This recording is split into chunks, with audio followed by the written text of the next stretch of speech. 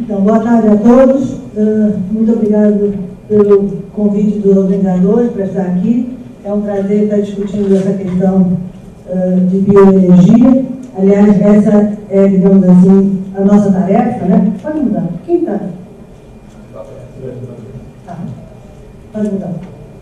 Então, eu sou do CEMBio. A missão do CEMBio é promover o desenvolvimento e o uso eficiente de biomassa como fonte de energia. Então, o nosso trabalho é lidar com todos os tipos de biomassa e as suas conversões para energia. Desde 1996, então, o CEMBio já existe há 12 anos, começou com um grupinho de 2, 3 pessoas, hoje nós temos uma equipe de mais de 20 pessoas, então a biomassa, de fato, está começando a se tornar uma realidade no Brasil. Antigamente só se falava em autocombustíveis, né, o programa no álcool, toda a sua trajetória de sucesso, mas hoje em dia a gente tem outros tipos de biomassa. Prova disso é essa mesa que nós vamos estar conversando sobre biodiesel. Pode mudar. Então, eu queria começar, talvez sendo um pouco repetindo, que talvez todos os senhores saibam, mas só lembrando, né, as diferenças entre óleos vegetais e biodiesel, né, que é uma confusão que às vezes ainda se faz, às vezes não fica muito claro. Né? Quando eu vou usar óleos vegetais, eu posso usar os óleos vegetais in natura, que são óleos vegetais simplesmente produtos do esmagamento e de algum tratamento muito simples do óleo vegetal. E quando eu vou usar esses óleos vegetais, eu preciso ter, então, adaptação de motores para que esses óleos vegetais sejam usados. Nós temos vários projetos na Amazônia em que nós fizemos esse tipo de trabalho, né, com óleo de palma em comunidades isoladas. Quando eu vou querer usar em motores convencionais sem nenhuma alteração, eu, então, preciso mudar esse óleo vegetal. E eu tenho 3 opções hoje em dia. Eu tenho a transesterificação, que é o produto que é a reação que origina o biodiesel, como é conhecido hoje em dia. Eu tenho o craqueamento termocatalítico, que também produz um diesel vegetal, de características diferentes do biodiesel, que está ainda em desenvolvimento em universidades. E eu tenho o HBio, que foi lançado recentemente, através do processo de hidrogenação, pela Petrobras. Pode mudar. Então, o biodiesel, ele na verdade, ele é o produto de uma reação química, de um processo chamado de transesterificação. Eu misturo um óleo vegetal com álcool. Esse óleo vegetal pode ser óleo de soja, pode ser óleo de mamona, de palma, pode ser cereal, né? Pode ser óleo residual de frituras reaproveitado. O álcool pode ser metanol ou etanol, né? E essa é uma grande discussão que existe hoje em dia, porque apesar do metanol ser tradicionalmente o álcool usado, até porque a reação de transesterificação com o metanol é uma reação já muito conhecida, e é assim que é feito na Europa, no Brasil, a tendência natural seria utilizar-se o etanol, até porque nós temos 18 bilhões de litros de etanol sendo produzidos por ano. Então, a tendência natural seria a gente migrar dessa produção com etanol que ocorre hoje em dia para etanol na produção de biodiesel. E eu tenho, então, o produto do biodiesel e como subproduto a glicerina, que tem inúmeras utilizações comerciais no mercado. Pode mudar. O biodiesel no Brasil, ele foi, na verdade, ele tem um marco regulatório com a Lei 11.097 de 2005, que introduziu o Programa Nacional de Produção e Uso de Biodiesel, né? Dá a definição de biodiesel, né? Altera uma lei anterior e coloca a Agência Nacional de Petróleo, Gás Natural e Biocombustíveis, passou a ser o novo nome da ANP, como órgão responsável pela regulação, contratação e fiscalização. A ANP, então, elabora editais, promove licitações e faz toda a legislação e regulamentação sobre biodiesel em geral no Brasil. Quando o Programa Nacional de Produção e Uso de Biodiesel foi lançado, ele teve como premissas básicas, né, uma questão de inclusão social. Havia e há por parte do governo federal uma preocupação com a questão social, com a geração de emprego na zona rural, com a produção do biodiesel em pequenas comunidades, que nós vamos comentar isso mais adiante. O aproveitamento das diferentes oleaginosas de acordo com as diversidades regionais, como nós vamos ver, nós temos para cada região do Brasil oleaginosas que são as mais adequadas para aquela região, né? E, por último, mas não menos importante, a redução da dependência em relação à importação de óleo diesel. Hoje em dia, em que pese todos os esforços da Petrobras para suprir o mercado de óleo diesel no país e produzindo, então, nas suas refinarias o máximo possível de óleo diesel, nós ainda temos alguma importação de óleo diesel puro para complementar a oferta que o mercado requer. As premissas do modelo tributário incluem a inclusão social através da produção de biodiesel com fixação de alíquotas diferenciadas.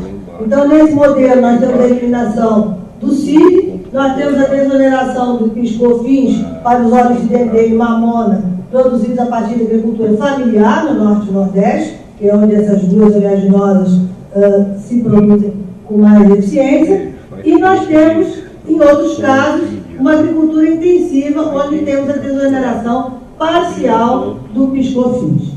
Por favor. Nós tivemos, então, como marcos regulatórios, a lei em janeiro de 2005, até janeiro de 2008 nós tivemos uma mistura facultativa de 2% do diesel, era permitido, mas não obrigatório, né? Foi o período de adaptação do programa. A partir de janeiro de 2008 nós temos agora a mistura obrigatória de B2, portanto 2% de biodiesel em todo o diesel do território nacional, e a mistura facultativa de B5. E a partir de 2013 nós teremos então a mistura compulsória de B5.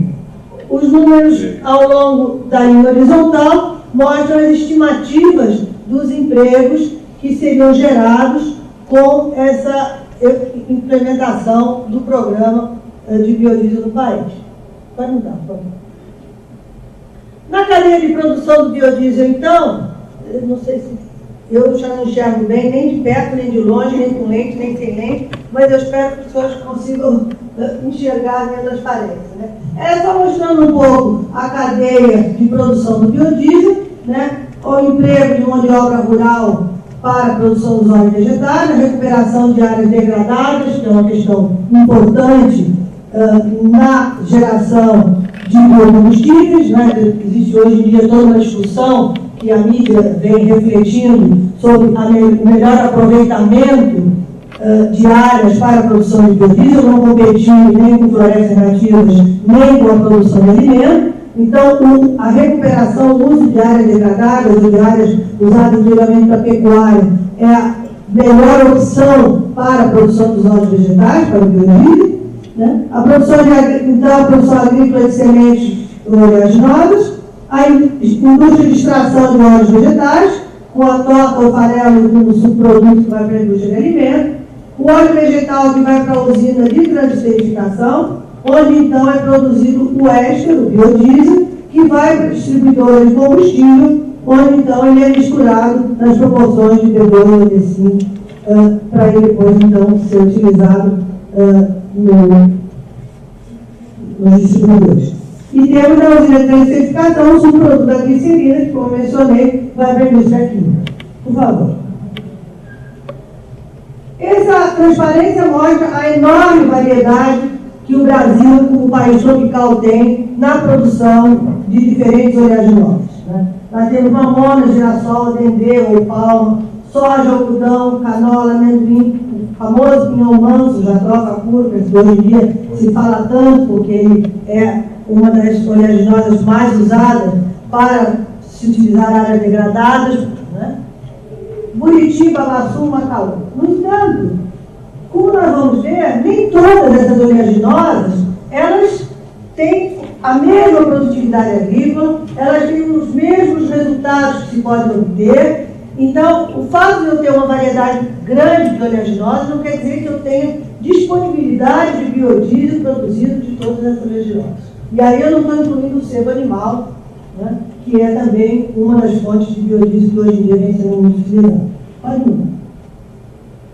Então, na verdade, o que nós temos hoje em dia são, primeiro, as chamadas oleaginosas comerciais. São basicamente soja, dendê e mamona, né?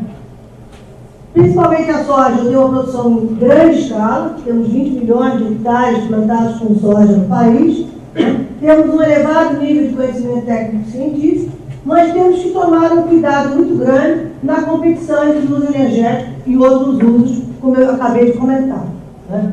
Para expandir a área plantada, eu tenho que expandir essa área em cima de áreas de pecuária, porque hoje em dia no Brasil, só para dar um número grande para os senhores, nós temos uma cabeça de gado por hectare. Nós temos 200 milhões de hectares usados para pecuária, com uma cabeça por hectare, né? Isso é absurdamente reduzido em termos de densidade, né? O estado de São Paulo, por exemplo, com a expansão da cana, e a expansão da cana se deu em cima de áreas de pecuária. No estado de São Paulo, essa densidade de uso de área de pecuária passou para 1,4 em 2006. Nós tínhamos em torno de 1,1 em 2002. Então, o levantamento da Secretaria de Meio Ambiente mostraram que em 2006 passou para 1,4. Então, é perfeitamente possível se ter uma pecuária, eu não digo nem mais intensiva, porque 1,4 ainda nem é mais intensiva, mas digamos que é menos extensiva, né, para eu poder então ter terras que sobrem para que eu possa usar para outras finalidades. Se esses 200 milhões de hectares, né, eu vim agora com o meu colega Orlando no caminho para cá, fazendo algumas contas daquelas que a gente diz contas de padaria, né? Se esses 200 milhões de hectares eu reduzir de 1 para 1,4, né, ou melhor, aumentar a densidade de cabeças por hectare, eu vou ter uma sobra, entre aspas, de áreas disponíveis de 60 milhões de hectares. O que dá para eu plantar soja se precisar mais, expandir a cana, sem nenhum prejuízo em termos de áreas de alimentos ou de florestas nativas, né? Eu tenho as oleaginosas nativas, Buritiba, Baçu e Macaúba, que tem produção em pequena escala, que não se conhece ainda bastante bem, né, os detalhes técnicos e científicos, né? Tem uma ocorrência esparsa, são frutas nativas, como o próprio nome está dizendo, e tem, na verdade, um uso principalmente alimentício na medicina tradicional. Eu tenho as chamadas novas oleaginosas, que estão em fase de desenvolvimento, que é o pinhão-manto, hoje a Profurga, que vem sendo muito usado em outros países. A Índia está com um programa bastante grande dessas oleaginosas, né? O nabo forrageiro, mas que estão ainda em fase de conhecimento técnico-científico sendo desenvolvido, né? E não tem uma competição ainda, possibilidade de competir no mercado. E tem as fontes residuais, que são então os óleos vegetais residuais e gordura animal, como eu mencionei, o sebo animal. Pode mudar.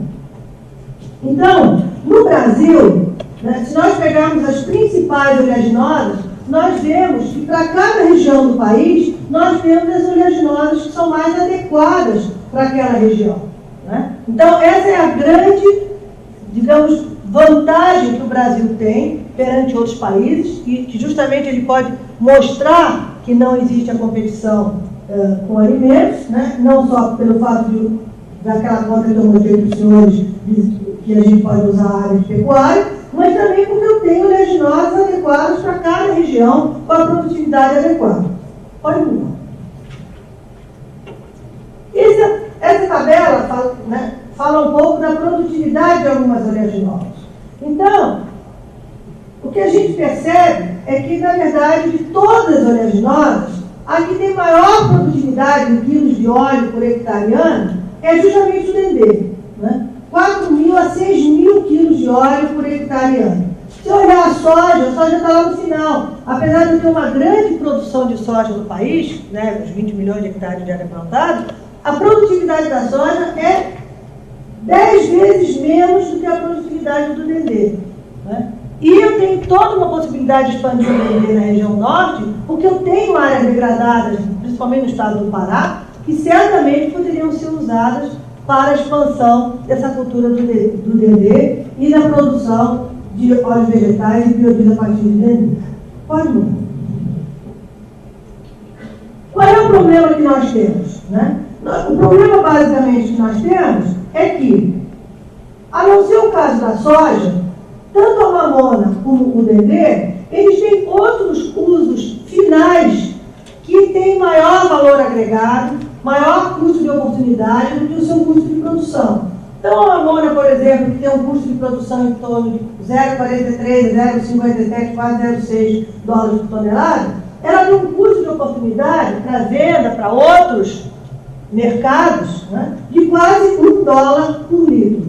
Né? A soja não. A soja eu tenho um número bem mais reduzido do que isso. Né? O dendê, por sua vez, eu tenho um custo de produção também bastante reduzido de 0,17 a 0,20, mas eu tenho um custo de oportunidade em torno de 0,5 dólares por tonelada.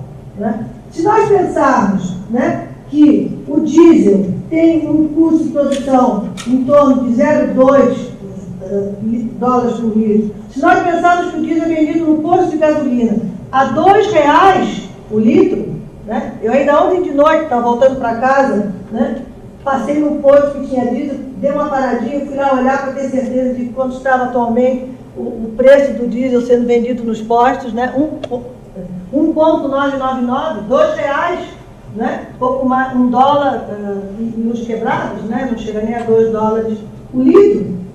Então, eu tenho toda uma dificuldade de fazer com que o biodiesel fique viável comercialmente, a não ser o biodiesel de soja, né?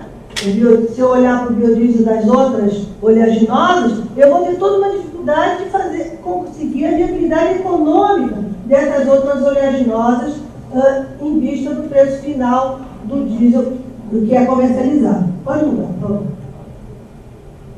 Por sua vez, né, como bom professor de universidade, a gente tem sempre a preocupação de ver o balanço energético, isto é, de ver para cada uma unidade de biodiesel que eu produzi em termos energéticos, para cada uma unidade que eu consumi de combustível fóssil, quantas unidades de biodiesel eu posso produzir. Só para vocês terem uma ideia, no caso da cana-de-açúcar, esse número é de 8 a 11. Quer dizer, eu produzo de 8 a 11 unidades de energia em forma de autocombustível para cada uma unidade de combustível fóssil que é consumido.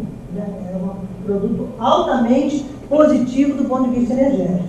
Quando eu vou olhar o biodiesel, eu já vejo que os balanços energéticos apresentam uma variação de acordo com a fonte de oleaginosa que eu estou usando. Né? O óleo de palma tem um balanço energético bastante bom, quase igual ao da cana, né? Entre 7 e 10 unidades de combustível em forma de biodiesel por unidade fóssil consumida, né? Dependendo se o éster é metílico ou etílico, se eu estou usando etanol ou metanol. Já a soja e a mamona, pelo menos os números que nós temos atualmente disponíveis, né, na falta de estudos mais aprofundados que nós ainda estamos desenvolvendo, eu tenho um balanço energético bastante inferior. Né? O óleo de soja pouco entre 2 e 3 e o óleo de mamona em torno de 1.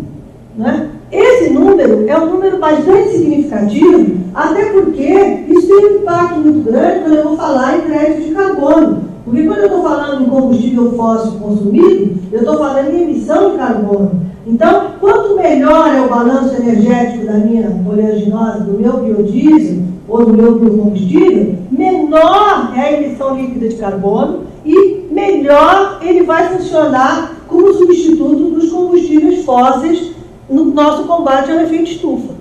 Né? Então, por isso, esses números do balanço energético, eles não são assim números que é porque professor de universidade não tem outra coisa que fazer, quando tem insônia de noite, fica fazendo umas contas aí para passar o tempo, né? Mas eles têm um impacto muito forte, inclusive no mercado, né? Porque hoje em dia o mercado de crédito de carbono é de conhecimento de todos, vem se firmando cada vez mais, né? E por trás desse mercado eu tenho o balanço energético. Por favor. Aqui é só para mostrar não dá também, como eu falei, acho que nem eu nem os senhores enxergam muito bem, mas é só para ter um resultado dos leilões de biodiesel, né, em torno de 2 até 2,7 reais por litro, né, que são os resultados de hoje em dia dos últimos leilões que foram sendo feitos. E a gente percebe que esses números ficam complicados se eu vou misturar biodiesel no diesel para ser vendido a R$ 2 para o consumidor final. Né? Pode mudar. A capacidade anual autorizada, hoje em dia, eu tenho 51 usinas, eu tenho 2 milhões de metros cúbicos sendo produzidos, o maior produtor é o estado do Mato Grosso, né, seguido do estado de São Paulo, 700 mil metros cúbicos no Mato Grosso, 555 mil no estado de São Paulo, né, os outros estados com uma menor capacidade. Então, eu tenho hoje, né, uma oferta de biodiesel que teoricamente existe, né, porém eu tenho esse problema da viabilidade econômica do biodiesel fora dos leilões. Né, nos leilões desse período eu vendi, fora dos leilões eu tenho dificuldade de comercialização. Pode mudar, por favor. Hoje em dia, mais de 70% da capacidade autorizada é soja e seco animal.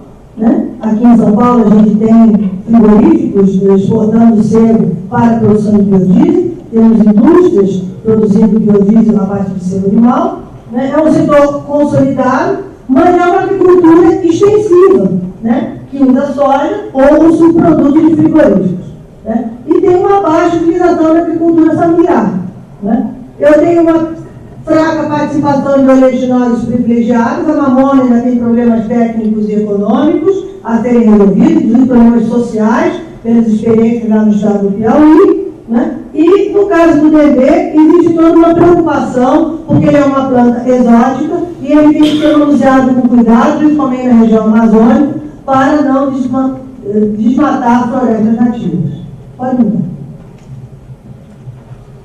Hoje em dia, o PAC prevê a construção de 46 novas usinas, com uma capacidade instalada total de 3 bilhões de litros por ano e um investimento de mais de 1 bilhão de reais assim distribuídos. Né? Então, o que vocês podem perceber por essa tabela é que eu tenho 53 milhões só no norte. O norte, que tem um potencial muito grande para usar a palma nas áreas degradadas e produzir biodiesel, é o que está com o menor investimento. Né? Os maiores investimentos estão no centro-oeste, sul e sudeste, né? Principalmente no caso da soja. Pode mudar.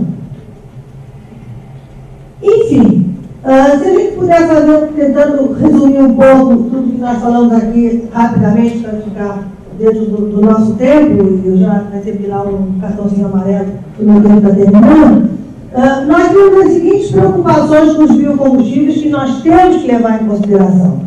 Não, que se não for pelos belos olhos dos aspectos sociais e ambientais, que sejam pelos belos olhos do mercado internacional. Né? Porque hoje em dia, cada vez mais, como o senhor Vermelho eu já mencionei, os biocombustíveis vêm sendo objeto de críticas quando eles não são produzidos de forma adequada. Eu tenho a questão de produção de energia versus produção de alimento. Né? Eu tenho que ter uma ocupação racional do solo. Eu tenho que ter obrigatoriamente uma relação de trabalho justa, uma eficiência energética, a questão do balanço energético que nós estávamos discutindo. E, por último, mas não menos importante, eu tenho que ter obrigatoriamente uma sustentabilidade ambiental. Hoje em dia já se fala, inclusive, em certificação de biocombustíveis.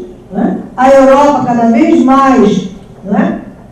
Ou porque quer usar isso com presença de barreiras comerciais, ou pelos belos olhos do meio ambiente, a Europa cada vez mais fala em certificação de biocombustíveis. Países como a Holanda aprovaram uma lei que só permite a importação de biocombustíveis de países que satisfaçam os requisitos ambientais, e eles têm uma lista enorme de requisitos de sustentabilidade ambiental. Então, esse é um aspecto extremamente importante a ser levantado. Por favor. Enfim, eu tenho uma capacidade autorizada, eu tenho compras e leilões que garantem o atendimento das metas estipuladas, mas o fato da soja ser dominante, em parte, mostra que fracassou aquela ideia de se ter o biodiesel apoiado basicamente numa agricultura familiar. Né? Hoje em dia, a maior parte do biodiesel é produzida a partir de soja, e a agricultura familiar, em que pese as boas intenções que havia no caso do governo federal, foram ficando para trás, por uma questão muito simples, um problema econômico, um problema de escala de mercado.